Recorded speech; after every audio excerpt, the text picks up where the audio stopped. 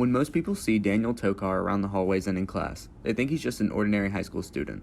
But Daniel's story is anything but ordinary. In the past 2 years, Daniel and his family were forced to flee from the war-torn country of Ukraine.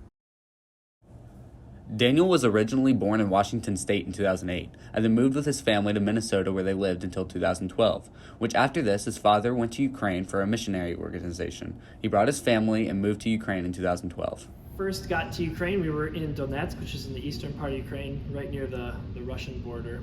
And the Russians invaded in April 2014. And so we left just before that. So a week before they invaded, we got out of the Donetsk area. While living in Ukraine, Daniel attended Kyiv Christian Academy. Wake up at 6:30, leave at 7 to school, and come back like at 4. I stayed home, played with my friends. Almost a year ago, before like April 2021, Russia was starting to send troops, and by August, they already had like 200,000 troops on the borders. The threat of a new Russian invasion started probably in April of last year, but it really got really threatening starting in January, and at the end of January, the organization that we worked for asked us to leave, so we left January 31st.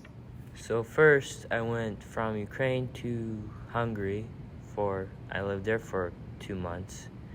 Then we went through Austria and Switzerland to get to Germany, and I lived there for a couple of months. We also traveled to Italy, France, and Croatia. In Croatia, we picked up Yarek from Ukraine. While most of Daniel's family began to flee, some of Daniel's family stayed back to continue fighting in the war. Our family in Ukraine has been doing a lot of different things. They've been, at first they were just hiding in bunkers, not in bunkers, but like in the basements of houses and things like that. They were just hiding there because there were lots of air raids all the time, daily.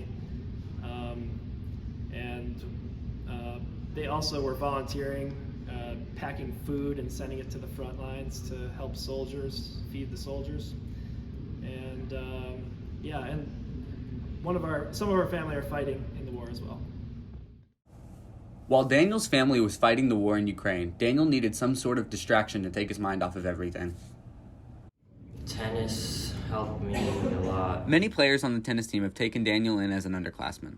He has become part of the tennis community. He might be one of the younger players on the tennis team, but he still has a role in the Delta tennis family. Everybody brings their own story to the team, and so this is a person who has an interesting and unusual story. So he's learning a sport. He's only played baseball previously, not tennis, and so he's learning a sport, and he's gotten more competitive as the season's gone along, and I think the kids are having fun with him. Tennis, family, and friends are all main parts of Daniel's life here in America.